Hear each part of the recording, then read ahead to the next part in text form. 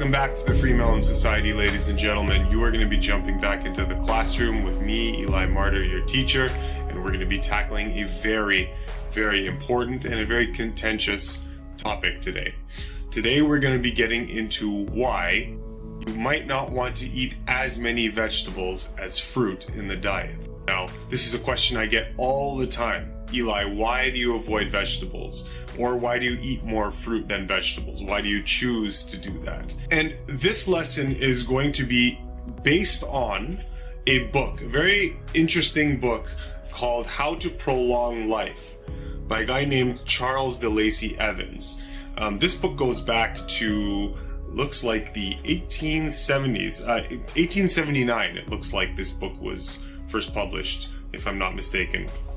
And as with most material in the 21st century, we always find that the best material we get when we go early 20th century and before, because there was much less of a stranglehold placed on information, and we found that we had more responsible journalism, more responsible authorship, better and more truthful information in the health community when the AMA and the medical institution had just completely crushed sources of truthful information regarding natural science and natural law and health and wellness.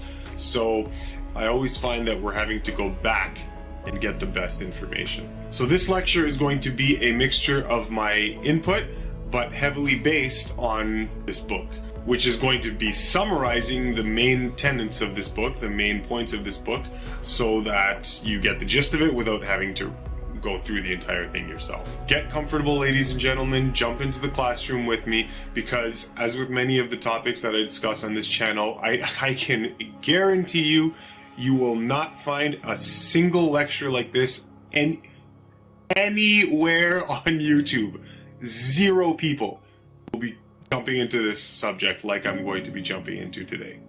Zero. I haven't seen this stuff anywhere. So I really hope you appreciate it. I'm excited to give it to you. So that sounded horrible. I'm excited to present this information to you. So let's jump back into the classroom and get ready for this exciting lecture. This is going to be one of those lectures that, again, is sure to either lose me subscribers.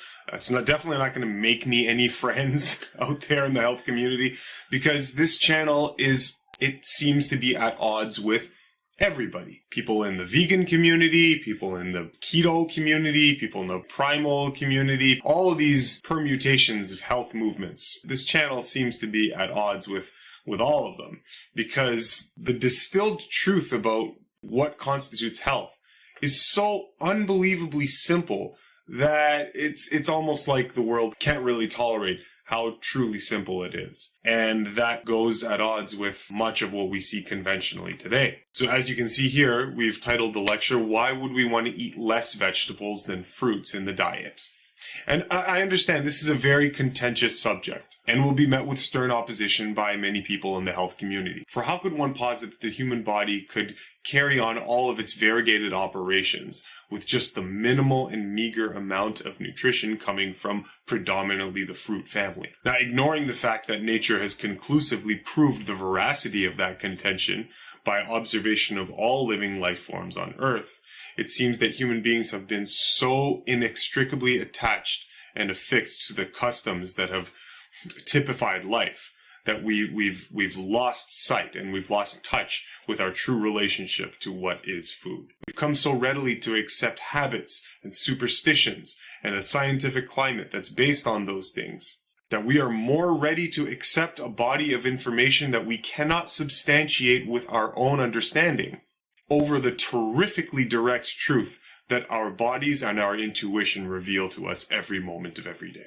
Don't we need starches to live? Don't we need nuts and seeds to live? Don't we need seaweed to live? Don't we need camel milk to live? What about the milk of goats and cows? Don't we need ostrich eggs? Don't we need fermented foods and products? What about apple cider vinegar? What about nutritional yeast? What about black beans? What about soaked beans? What about coffee? What about salt? What about chocolate? I can't live without my chocolate. And so on and so forth. With no foundation in natural reality, we become lost in a turbulent sea of conflicting misinformation. So let's jump into this, and hopefully we can flesh out maybe some further corroboration for the understanding that you are a frugivorous creature. right? And the more we stick to that, the less problems we seem to run into. So here's a brief outline of what we're going to be getting into in this lecture. The first part, we're just going to recap on animal tropism. Then we're going to get into what makes us age, okay? Because that's the main contention of this book, how to prolong life. And it gives us an understanding of what aging is. So we'll get into what makes us age. Then we'll get into the hierarchy of anti-aging foods. And then the conclusion. Now, one thing that I want to say before we start is we're obviously doing something wrong as humans, okay? Now, most animals, if allowed to live out their lives to the fullest, will typically live to 7 times the age of maturity. So if you're an animal and you mature at 10 years of age, then what that means is 7 times the age of maturity, 10 years, would give you 70 years. Okay? Why 7? 7 tends to be I'm not going to get into it, but 7 tends to be a number that is etched in the fabric of the universe, of the creative universe. We find 7s just are echoed in geometrical proportions, in numerical proportions, in energetic principles. It's just this number that creation likes. Okay? That's all I'm going to say about it. So 7, this magical number of God, you take that number and you multiply it by the age of maturity, you get the typical lifespan of an organism. So for human beings who age or who mature at the age of 21, that's when most of the faculties of an adult human show up. Interestingly enough, 21 is 7 multiplied by 3, 777 gives you 21. So if you multiply 21 by 7, you're looking at around 140 to 150 years of age, okay, 147. But you're looking at around that age as what should be the typical lifespan of a human being. But of course, human beings don't live anywhere close to that, right? So it starts to become a bit embarrassing when these lowly life forms, our animal brothers and sisters, proportionately live out their lives longer than we do. And we are supposed to be the ones with the most gifted understanding. So we're obviously doing something wrong, right? We have to recognize that. And throughout human history, it seems that we've been consistently doing something wrong, regardless of what our diet is. We're going to be a bit of a broken record here, all right? All life forms are hardwired with a set of dietary sensitivities that predispose them to a very particular and exclusive diet. This is nothing new. This is what I've been teaching on my channel from the very beginning. Nature's intelligent design saw fit to equip us with these sensitivities so as to prevent us from squandering health and energy pursuing incorrect sources of food. Okay? So the more we stick to what God gifted us to be able to do, the less problems we run into. And we seem to not need to worry about all the complexities that the world throws at you because you are taking it as a given that you were not created in vain. And by honoring your sensitivities, you harmonize with the divine that created you. Yeah? And just like the animals, who are also in touch with their natural sensitivities, they do not worry about nutrition. They worry about food. And when we do the same, health is the natural byproduct. Okay? This sloth over here never considers that it needs protein from chicken or beef or whatnot, or from bald eagles and elk. It doesn't do that because it's a bloody sloth, all right? And it doesn't eat those types of things because its biology is completely incompatible with it.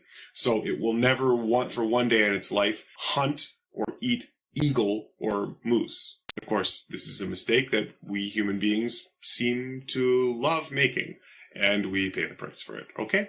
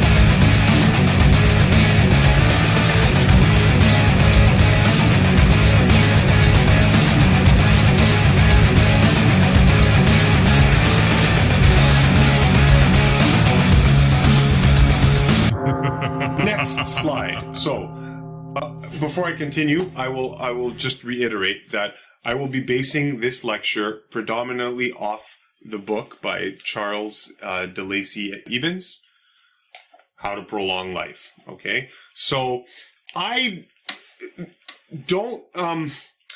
I'm just the messenger. Okay, I am just going to be recapitulating to you the essence of this book. All right. These are potential ideas that could have some merit, right?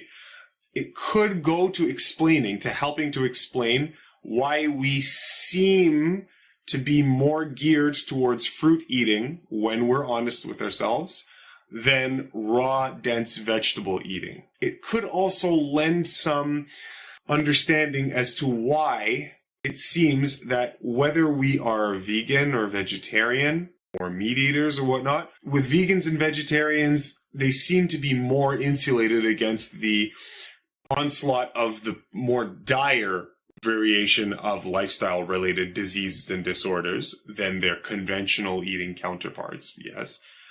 They still do suffer a wide array of diseases and lifestyle-related disorders, okay?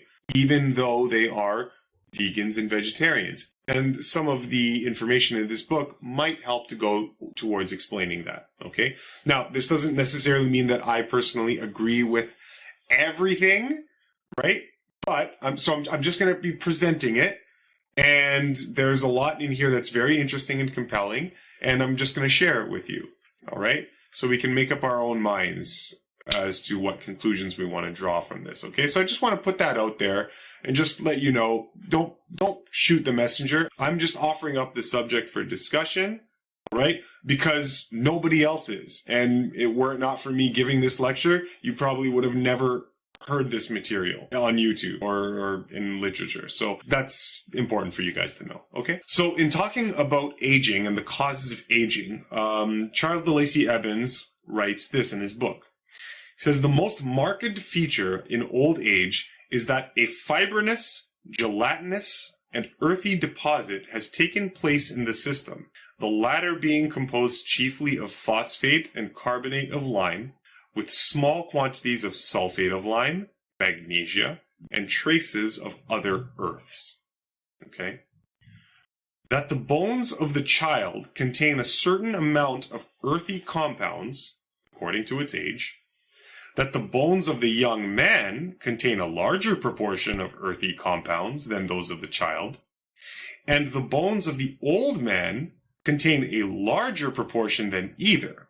If we also take the stages intermediate between childhood and manhood, on the one hand, result clearly showing that from some cause the amount of earthy compounds in the bones gradually increases from birth to old age. Okay? So on the bottom of this slide here, you can see that I've got this diagram showing that from young to old, right? That's the time element. And from on the vertical axis, we've got the amount of fibrinous earthy deposits. And through, now you can read all about this for more details, but through analysis and experimentation, we've seen that the tissues of the human body, so the only thing that makes the difference between old and young tissue is the amount of hard, earthy elements, right? Earthy compounds and substances, hard earth minerals, and fibrinous, gelatinous material, proteinaceous material, has accumulated in the bones and in the muscles, ossifying them, calcifying them, making them hard, making them less fluid. And it is these these compounds that is really the only difference between old tissue, young tissue, and old tissue. Okay? So that's one of the main conclusions that this book is drawing. When you're really young, your tissues don't have much of a trace of these earthy materials and these fibrinous and gelatinous materials. When you're really old, they do. Okay? Old obviously being a relative term. So by the time you're 140, let's just say your tissues, your bones and whatnot didn't have any traces of these hard earthy materials, you would technically still be young. Okay? Or you would not show the signs that we typically associate with aging. All right? I'm trying to be delicate with my wording here because it's important that we be precise. So, next slide here is the difference between old and young tissue. So if we take old and young bones, burn them so all organic matter is used up, then what is left is only inorganic matter. Then we can weigh these materials and compare compositions. All intermediary phases of life show this proportional increase. Okay, this is just reiterating what I said in the previous slide. Now, there are 3 deposit classes. Okay, so 3 classes of materials that accumulate in the body and result in the phenomenon of aging. Okay, as we've seen normal in society. Those 3 classes are fibrinous material, gelatinous material, and earthy deposits. Those are the 3 classes of material that build up in the human body as a result of what we ingest or intake or onboard into our systems, accumulate in the tissues, and then result in aging. Okay, next slide. Here's another excerpt from the book. Among physiologists and medical philosophers, generally the idea prevails that the ossification or the gradual accumulation of earthy salts in the system, which characterizes natural death, is the result of quote-unquote old age. But investigation shows that such an explanation is unsatisfactory. For in the first place, if old age, which is really the number of years a person has lived, is the cause of ossification, which accompanies it, then, if like causes produce like effects, all the same age should be found in the same state of ossification. But investigation proves beyond all doubt that such is not the case. How common it is to see individuals about 50 years old as aged and decrepit as others at 70 or 80. Okay? So, what the author is pointing out is just a very simple operation of logic. If aging is the cause of age-related disease, then every single person at a particular age would experience the exact same cluster of age-related disorders. Obviously, this is not what we see. Okay? We see people at 60, 70, 80 who are in ridiculously good health and look like, feel like, perform like, behave like, think like, and feel like they are the quote-unquote younger generation, all right, or younger or middle-aged generation. And then we see the exact opposite. We see people who take absolutely deplorable care of themselves, and they look like they have been aged and weathered and already giving up on life by the time they are in their mid-30s, in their 40s, in their 50s. Okay, so we see both completely diametrically opposed ends of the spectrum. So that is what aging is, and that is what differentiates old and young tissue. So we're all on the same page with that. The difference between old and young tissue is the presence of all of these materials, okay? Fibrous materials, gelatinous materials, and earthy deposits. When we say earthy deposits, we mean hard earth minerals, inorganic minerals. And we'll explain what that is in just a second here. So now let's just give you a brief understanding of what those 3 things are, those 3 deposit classes. Fibrin. What is fibrin? So fibrin, what it is it's an insoluble protein that's found in the blood. Okay, it's produced by the liver, and fibrin is found in the blood. Okay, this fibrin, it acts as a first responder for whenever you're injured. It has many operations, but that's one of its operations. It's this first responder for when you're injured, so it can start to repair the damage. Without fibrin, small wounds would just bleed indiscriminately. They would just keep bleeding, and you would never heal from them. Okay, fibrin is a mesh. It's the base material for clots, scabs, scars, and eventually healthy skin. Excess fibrin is also associated with the aches and pains of getting older. Okay, so it's a little bit of a double-edged sword there. So you can see down the pictures here, we've got red blood cells and we've got fibrin all attached to it, flowing through the blood. Okay, here's an encyclopedia definition of fibrin. Fibrin is an insoluble protein that is produced in response to bleeding and is a major component of the blood clot.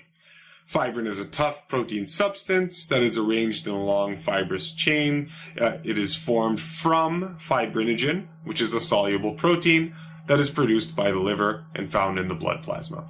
If you want to, I'm not going to read all of this. You can just pause the video and you can read the rest of it. In brief, fibrin starts out as fibrinogen in our blood. Fibrinogen is a plasma-soluble protein, and via complex enzyme-based reactions called the extrinsic pathway, damage to our tissues or veins, or the intrinsic pathway, caused by infection or inflammation, fibrinogen will arrange itself into a series of strands called polymerization that eventually progresses into what we recognize as a blood clot. Okay, and that's from a link there that you can visit if you want, specialtyenzymes.com. Next thing we have to understand, what is albumin? The book refers very often to albumin and albuminous material. So let's just run through quickly what that is. Albumin is a protein made by the liver, which has many functions, one of which is to keep fluid in the bloodstream and prevent it from spilling out all over the rest of the body tissues. It also acts as a carrier. So albumin also acts as, it's protein, it also acts as a carrier of hormones and enzymes and different molecules and information in the body or in the bloodstream. Albumin, you might be familiar with albumin as the white of the eggs. So you've got the yolk, which is the fatty cholesterol portion of the egg, and then the white portion, which is the albuminous part of the egg. Okay, and that albumin is, we also produce it in our bodies, and it's that portion that is responsible for the operations that I just mentioned. In the diagram down in the bottom here, you can see that if you have low albumin, water will seep out of your blood vessels because albumin helps to keep fluid in the blood vessels. Okay, so that's what fibrin is, and that's what albumin is. All right, now the second class of deposit materials was the gelatinous materials. So what is gelatin? Gelatin is a protein obtained by boiling the skin, tendons, ligaments, and or bones with water. From the Britannica, gelatin it's an animal protein substance having gel-forming properties, used primarily in food products and some cookery, also having various industrial uses. Okay, it's derived from collagen, which is a protein found in animal skin and bone. And it's extracted by boiling animal hides, skin, bone, and tissues after alkali or acid pretreatment. Basically, it's a substance found in your tissue that is derived from collagen, and you can extract it, and it has been extracted for many, many uses in industry by boiling the flesh of an animal or the skin or the bones of an animal. Okay, if you go and make chicken soup, you'll see this gelatinous material rise up to the surface. That's what gelatin is. It's a collagen derivative in your body. Okay, and lastly, what are earthy deposits? Earthy deposits, like we said, are hard earth minerals. This is a list. See on this slide, you've got this list of the primary earthy deposits that are found in human tissue when it is quote unquote aged. All right, when it has lived long enough that it has accumulated all of these different types of hard earth minerals. The chief ones that we're going to be dealing with are phosphate of lime and magnesia, carbonate of lime and magnesia, sulfate of lime, fluoride of calcium, sodium chloride, which is salt, and a slew of other various trace minerals, inorganic minerals. Those are chiefly the types of material that you're going to find in old tissue. And don't be too confused about the chemistry sounding names of these. So in chemistry, the name of an ionic compound, okay, ends in "ide" if it contains two elements. Okay, so two elements come together, and in chemistry, you use the suffix "ide" to refer to those two elements coming together, right? Like sodium chloride, right? Sodium and chlorine coming together, you call them sodium chloride. In chemistry, you will end with the suffix "ate," ate, if there are three or more elements coming together, okay? I'm going to read some sections from the book that relates to what earthy deposits are. And here the author is talking about earthy deposits in the brain, in the heart, in the arteries, and there's a whole chapter that goes into how these earthy deposits make changes in all of these tissues, but we're only going to take a couple excerpts here. Okay, so we now come to the most important change of all, which fully accounts for the many differences in the brain existing between youth and old age. That is, the changes in the blood vessels supplying it. The arteries in old age become thickened and lessened in caliber from fibrinous, gelatinous, and earthy deposits.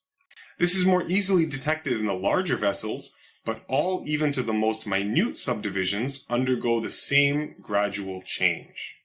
Thus, the supply of the blood to the brain becomes less and less, hence the diminution in size of the organ from the prime of life to old age. This section talks about arteries. As with the arteries of the brain, the same process of gradual ossification extends to every vessel. The arborescent ramifications of which supply he's saying like a tree, like how trees ramify out. Ramify means to spread out, kind of like a lightning bolt spreads out, ramify. Tree-like or brain-like, right? The arborescent ramifications of which supply, without exception, every part of the system. Bichat and Bailly considered that a larger proportion of persons above 60 years of age have some part of the arterial system affected by these depositions. So just like in the brain, you find the same type of corruption of the arteries. In the heart, the coronary arteries are frequently ossified, both in their trunks and in their subdivisions. In many cases, this ossification is not visible, but on analyzing the same weight of muscular tissue taken from the heart of two individuals at different stages of life, we find the same excess of earthy matter in old age as we did in other structures already considered.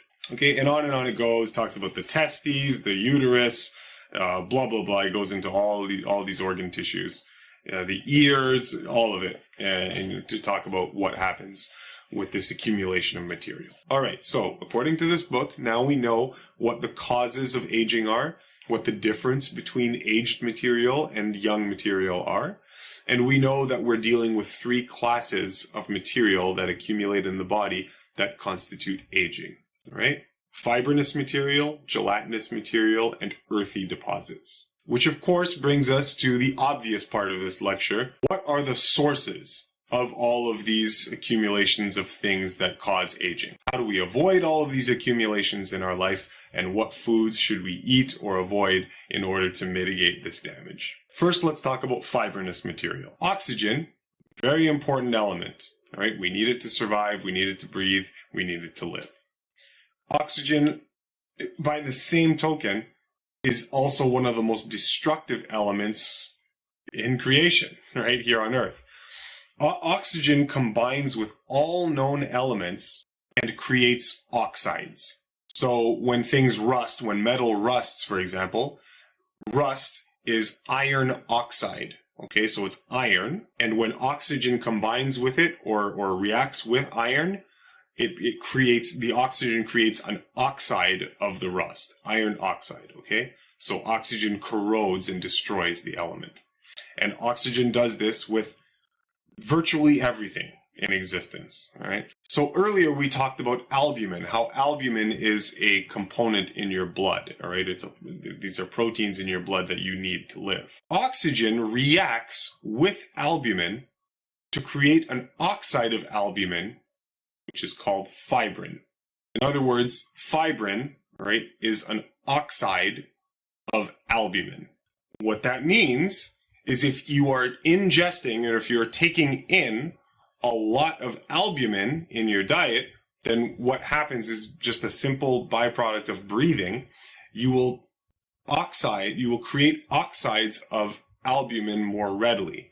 Right, you will be creating more fibrin in your body if you onboard more albuminous substance from the diet.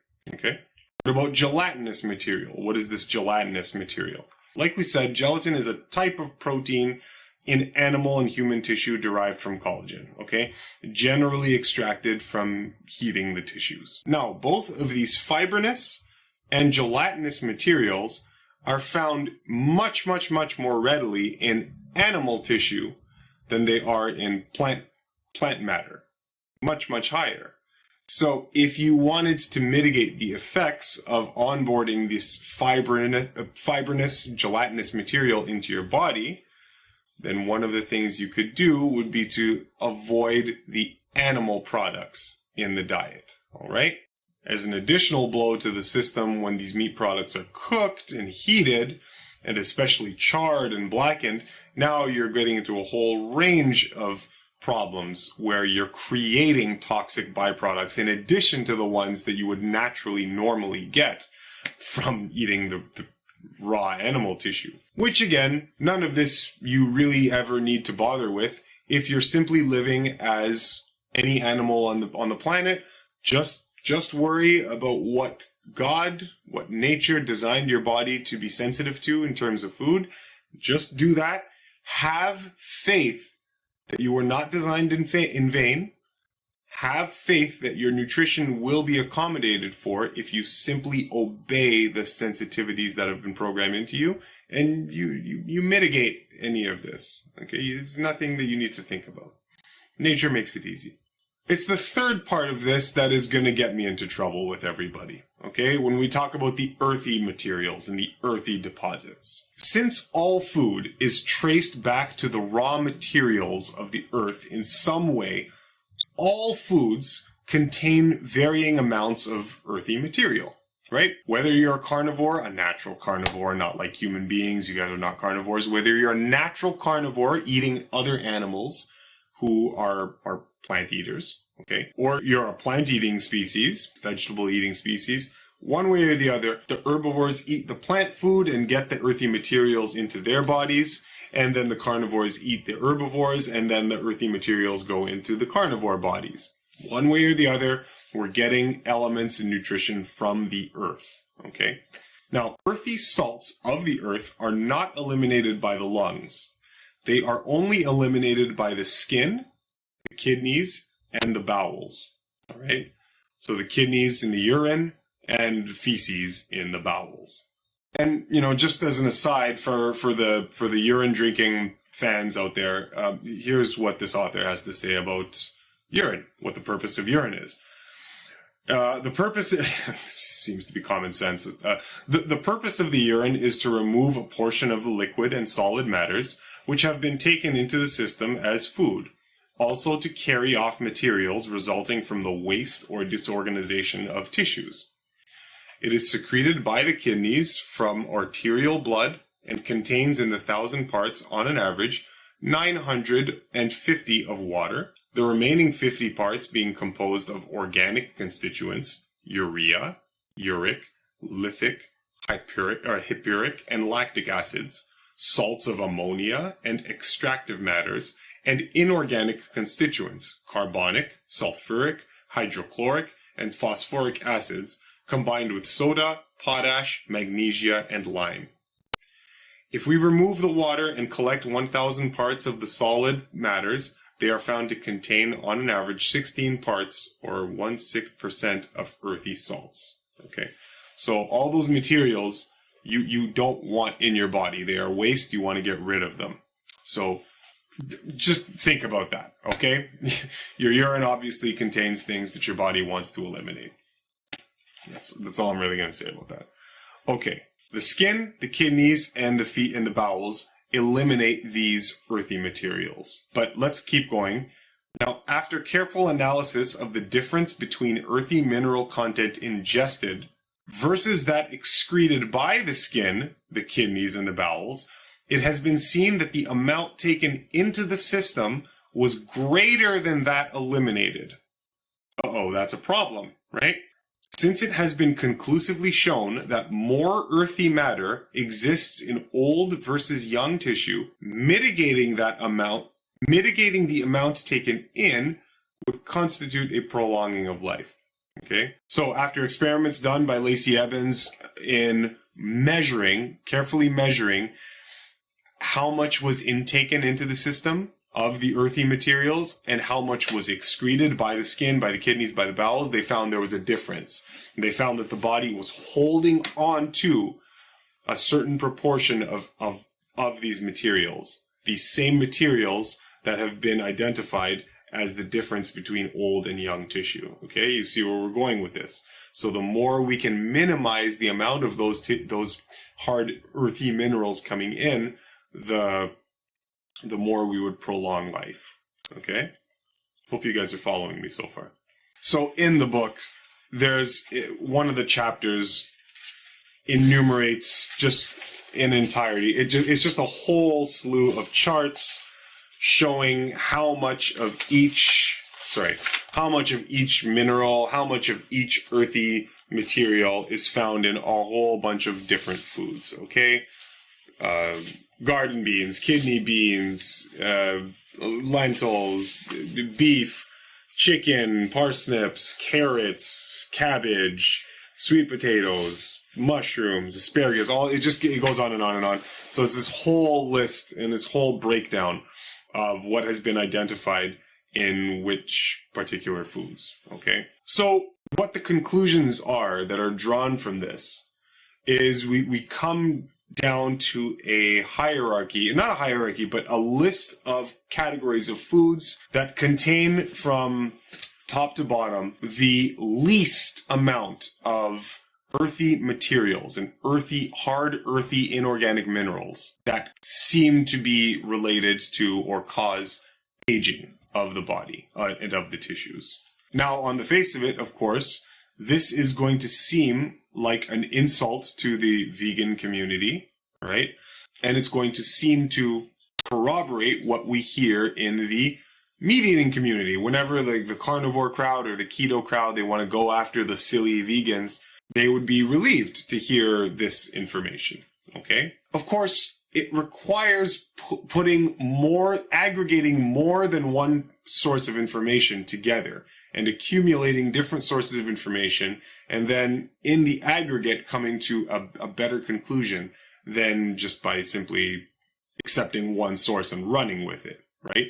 There are many, many, many problems associated with eating meat, right? However, this does not seem to be one of them, all right? Anyway, let's just go down this list and we'll see what we come up with.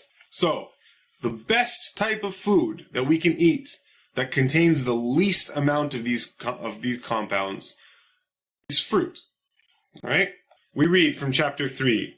From the foregoing analysis, we see that fruits, as distinct from vegetables, have the least amount of earthy salts. Most of them contain a large quantity of water, but that water in itself is of the purest kind, a distilled water of nature, and has in solution vegetable albumin. We also notice that they are to a great extent free from the oxidized albumins, gelatinous and fibrinous substances, and many of them contain acids, citric, tartaric, malic, etc., which, when taken into the system, act directly upon the blood by increasing its solubility, by thinning it. The process of circulation is more easily carried on, and the blood flows more easily in the capillaries. On and on it goes. Okay, we're not gonna get into everything here. Fruits contain very little nitrogen, as compared with the so-called nitrogenous or highly nourishing foods. When he's talking about this is from the 1800s, so some of the language is a bit dated, so you have to kind of decode it. Nitrogenous meaning highly proteinaceous foods, okay, high protein foods. Many physiologists and physiological chemists have calculated the amount of nitrogen they think it necessary to sustain life. This amount was dictated to them by experiments, and these experiments were to find the amount excreted by the system. It is a simple fact that the greater the quantity of nitrogen taken into the system, the greater is the amount eliminated. It is a simple fact that the greater the quantity of nitrogen taken into the system, the greater is the amount eliminated. I'm going to skip ahead here. By experiments on ourselves, on friends, and on natives of tropical regions, we find a comparatively small quantity of nitrogen necessary to sustain life in good bodily health. In fact, fruits, taken as a class, contain sufficient nitrogen to sustain human life. Again, when he says sustain human life, sufficient amount of nitrogen, he's talking about protein, okay? The fruits contain enough proteinaceous element in order to sustain life in good health, all right? That's what he's saying here. It has been argued that fruits will not sustain life because they do not contain sufficient nitrogen.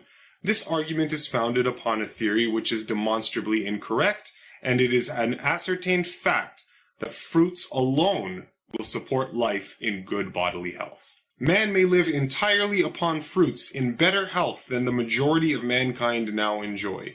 Good, sound, ripe fruits are never the cause of disease, but the vegetable acids, as we have before stated, lower the temperature of the body, decrease the process of combustion or oxidation, therefore the waste of the system. Less sleep is required, activity is increased, fatigue or thirst hardly experienced.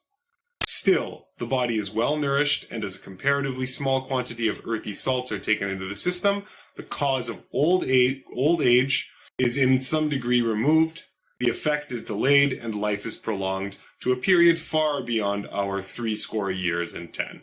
Okay, so the next category of foods that contain the least amount of earthy material are animal products, okay? Animal flesh, eggs, cheese, butter, meat, steak, chicken, whatever you want. The whole spectrum of animal foods, they contain the next class of least amounts of earthy material in the tissue or in the food. Particularly fish, right? So fish first and then the rest of the meat family. So let me read some of what is said on animal flesh here in this book. Animal flesh, taken as a class, contains next to fruits the least amount of earthy salts. The amount depends, firstly, upon the quantity contained in the food of the animal, secondly, upon the duration of time the animal has eaten such food, that is, its age. Younger animals of every class contain less amount of earthy salts in their flesh than older ones. Readers aside, just like human beings. Thus, veal, in the analyses generally given, contains only about 1/4 the amount of earthy salts found in an equal weight of flesh of an adult animal, and it further contains from 12 to 15% more phosphoric acid than is necessary for the formation of salts. Among animal flesh, we include fish. Those which have fins and scales contain on an average a percentage less salts, about 7, than animal flesh, therefore to a certain extent better adapted as a diet to longevity than the butcher's meats. Now, of course, this is interesting because when you hear what the primal diet community tells you about what they imagine the best diet to be is, they talk about, correctly, the absence of agricultural foods, okay? So not eating as much of a variety of agricultural grains and cereals and dense vegetables as we currently do in the plant-based community. And they talk about just, a small variety of fruits like berries and whatnot. And then, of course, some game, some wild-caught game. And in eating that way, they would be subjecting their bodies to less of an accumulation of earthy materials as the conventional plant-based eater, cooked food plant-based eater. All right. Now, of course, they'd be getting a whole boatload of fibrinous and gelatinous material from the meat products, but they would be getting very little earthy material if fruit and meat were the diet. All right. So again, it's not perfect, right? But it is also interesting. It's also interesting. Now, of course, we'll go on and then we'll make some further conclusions as we finish up this lecture. We will now briefly consider the vegetable roots. The potato contains 9% of salts, 1/4 of albuminous matter, and 15 parts of starch. It contains sugar, a small quantity of fat, and a small proportion of free citric acid. Most other roots contain a large quantity of water, and in proportion to their nutrient properties, a large quantity of fibrous and earthy matter. Most other vegetables have about the same nourishing properties as the potato, and the same amount of earthy salts, but contain more water and less starch. The cucumber and fungi are exceptions and are similar to fruit. So what we're saying here is that, and it would seem to make sense, right? What are the root vegetables? Okay, the root vegetables and the root tubers. They don't see the sun, right? They are under the ground. They are starches. They are the storage form of nutrition. They are the storage form of earth nutrients, right? That are used to grow the plant material, the higher, more evolved forms of vegetation and fruits. So it would make sense that those would have to, by necessity, contain a much, much, much larger degree or a larger quantity of earth minerals, because they are in the earth. They are the roots, they are the tubers, they are the storage organs, okay, of nutrition. And as we come down to the bottom of the list, the bottom of this list being foods that contain the most amount of earthy materials, or the most amount of materials that would seem to cause the accumulation of products that age us, we get to the cereal family, the grain family, right? The grains of grasses. This whole category of foods seems to be the most destructive in terms of the earthy materials that they leave in the body. They would not be destructive in the sense of, if we're talking about things, other elements, right, that we have to take into consideration. So let's say cholesterol reduction, right? If you have high cholesterol and you change your diet to a diet of potatoes and oatmeal, your cholesterol worries are going to vanish, like completely, right? So we have to just be mindful of how we want to frame this information, all right, is all I'm saying. However, this is compelling. I find it compelling, very interesting, and it's worth your consideration. We now come to the cereals, in which we will include the leguminous seeds. The amount of earthy salts they contain depend upon the amount contained in the soil, obviously, or in the substances used as manure. The cereals contain the basis of man's food.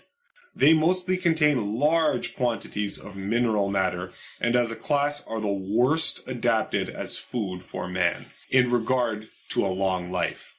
Man's so-called staff of life, in the 1800s and the early 1900s, bread was, the catch term was the staff of life. And so anyways, just riffing on that.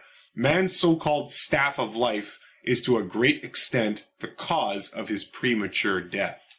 Notwithstanding that bread, notwithstanding means despite, okay? Despite or notwithstanding that bread is denominated the staff of life, alone it does not appear to be capable of supporting prolonged human existence. Boussingault came to this conclusion from observing the small quantity of nitrogen which it contains, and the reports of the inspectors of prisons on the effect of a diet of bread and water favor this opinion. Magdy, I guess someone else, fed a dog exclusively on fine wheaten bread. It died in 40 days, whilst another dog, fed on black bread, brown bread, flour with the bran, lived without any disturbance in good health. The nutrient part of wheat is chiefly gluten. Bran is rich in gluten and should therefore not be removed. And finally, some conclusions at the end of the chapter, just to wrap things up.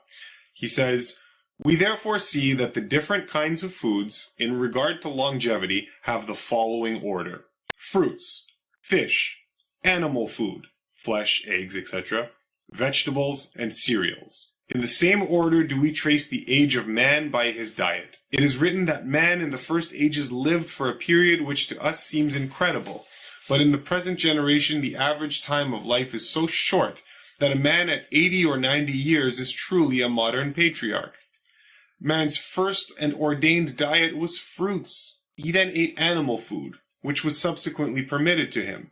After this, he gained a knowledge of agriculture. He grew vegetables and cereals, and not content with this during the last few years, he has learned to add lime artificially to them to shrink and lessen an already shortened existence. Very interesting, if I don't say so myself. So, what are the conclusions we can draw from here? I hope you guys have been following me along. Thank you so much. I really appreciate your kind attention here. So we've shown that old age and natural death are due to a couple of things. Firstly, to the action of atmospheric oxygen, which consumes our bodies and causes fibrinous and gelatinous accumulations. And secondly, to a deposition of earthy matter, ossification. Curiously, though, maybe I missed it. I don't know. I'd have to go through this again.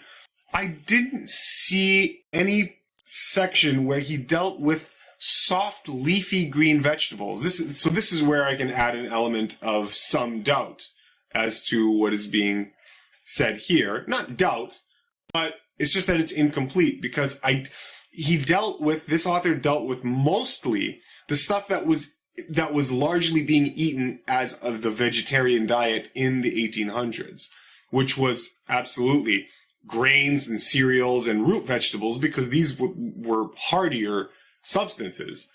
Things like arugula and lettuce and whatnot. I mean, maybe they might have added it as a garnish or a flavoring or whatnot, but I don't think they would have considered those types of vegetables as much of a staple of the diet as the modern day vegetarian would, or vegan. So anyway, my point is, I didn't see much of a discussion as to the composition of soft, palatable, leafy green vegetables that you can eat just raw and enjoy in a salad. I didn't see anything about lettuce and sprouts and whatnot, okay? Or any of the soft, leafy green lettuces. I didn't see much information about that. So I don't know what to conclude about that class of vegetables. That class of vegetables, because they seem much more palatable to our palates, right? Without having to excessively season or cook or whatnot.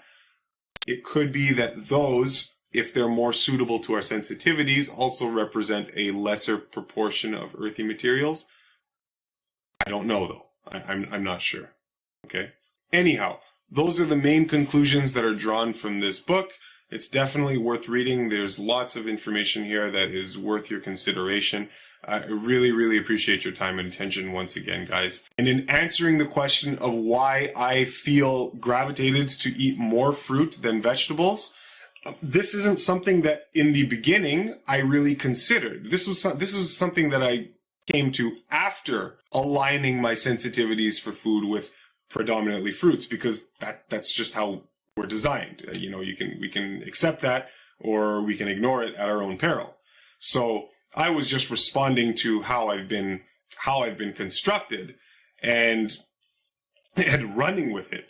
But this body of information, it might help to actually understand why we have these sensitivities in the first place, right? This is just another little peg of information, or another little data point of information that we can go to help explaining the phenomena that we see around the world, where we see very often vegans, right, who eat the full panoply, the full shebang of all the typical vegan foods. Anything and everything goes. As long as it's plant-based, it must be great. So they eat all manner of combinations of starches and tubers and grains and all these things, cooking to our heart's content, seasoning with all sorts of stuff, pile on the nutritional yeast and, you know, like the whole shebang. As long as it's not an animal or an animal product, it's fine. This might help to explain why we sometimes see that these people, these dieters, suffer from the same type of lifestyle-related disorders that anyone does, right? Although, of course, okay, obviously we cannot ignore that the plant-based dieters are for the most part free from the vast majority of very crippling lifestyle-related disorders that we find in the conventional eaters, and particularly the conventional eaters that include animal products and meat products in their diet. So I know that just as much as any of you guys do out there. This isn't lost on me. This is, again, I'm just sharing this information from this book with you, because if it weren't for this lecture, it's possible that some of you might not have ever stumbled upon this, okay? So take from this what you like. I hope it was informative. I hope it was compelling, and I really, really appreciate your time and attention. I love you guys so much. Thank you once again for sitting with me here in the secret classroom in the FreeMelon Society, this most open but also secret society of people invested into understanding the true elements, the true laws of nature that give health, wellness, vitality, and the igniting of conscious evolution. Subscribe to this channel if you like what I've done here. If you like this content, then leave me a thumbs up. Don't forget to leave me that thumbs up. That will definitely help this channel. Leave a comment if you have anything to say, but for now, that's going to be it, guys. Thank you again, and we'll see you next time here in the secret classroom on the FreeMelon Society. Bye-bye, guys. Love you very much.